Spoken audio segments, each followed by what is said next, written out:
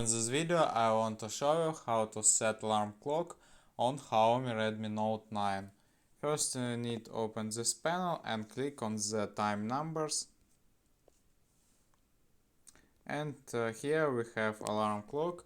Click on the plus. And here you can set desired time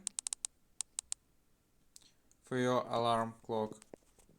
And then click on the ringtone and set alarms. And then click on the repeat and set you want once, daily, or custom, for example Monday only, Wednesday and Tuesday and Friday. Click on and then click on the check mark on the top right,